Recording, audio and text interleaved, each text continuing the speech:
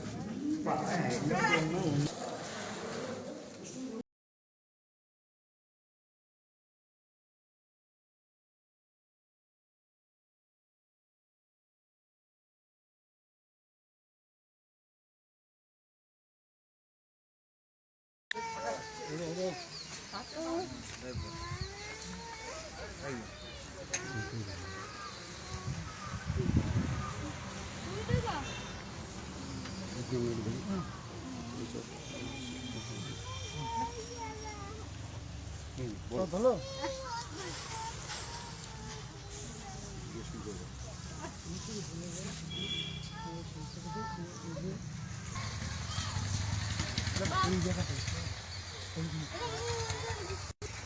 আমরা এখানে আজ ডেফিয়ান ডাম মুখ ও বধির যারা প্রায় 80 থেকে 100 জন যারা কথা বলতে পারে না, খুবই অসহায়।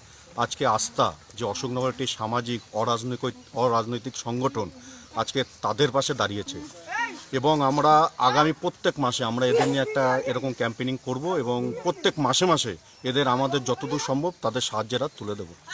আজকে কি কি দিচ্ছেন? আজকে আমরা দিচ্ছি চাল, আলু, সোয়াবিন, পেঁয়াজ, সবজির মধ্যে আছে কুমড়ো আছে, পুঁই শাক আছে, একটা হাত ধোয়ার সাবান আছে, বিস্কিটের প্যাকেট আছে। মানে মুখ ও বধির প্রতিবন্ধীদের দিচ্ছেন তো? হ্যাঁ হ্যাঁ। সেখানে কজনকে দিচ্ছেন? এখানে প্রায় 100 জনের মতো দেওয়া হচ্ছে। প্রায় 100 জনকে। হাবড়া অশোকনগর মিলিয়ে? হ্যাঁ, এটা হাবড়া অশোকনগর মিলিয়ে। এখন ধরুন লকডাউন তো মানে আনলক ফেজ চলছে, সেই সময় এরকম ভাবনা কেন হলো? দেখুন, ভাবনাটা এর জন্য এক কথায় বলতে গেলে যেখানে গভর্নমেন্ট অলিখিতভাবে পুরো অফিস কাছারিগুলো খুলে দিয়েছে, সেখানে মানুষ কিন্তু পেটের দিয়ে অফিসে হাজিরা লাগাচ্ছে, কিন্তু ট্রেনগুলো খোলেনি। এর মধ্যে অনেকে আছে ট্রেনে হকারি করে। আমাদের মেন মুদ্রাটা এটাই ছিল যে হকারি করে তাদের নিয়ে কিন্তু গভর্নমেন্টও ভাবছে না, কেউ ভাবছে না। তাই আমাদের চিন্তাধারা, এই হকাররা যতদিন ট্রেন না চলবে তাদের সংসারটা কীভাবে চলবে, তাই আমরা তাদের পাশে দাঁড়ানোর জন্য মাধ্যমটা নিয়েছি। হকারে বলতে মুখ বধিরদের যারা হকার তাদের কথাই ভেবে আজকে এই প্রোগ্রাম নিয়ে। নিশ্চয়ই। আপনার নাম? কিরণ চ্যাটার্জি, আস্থা।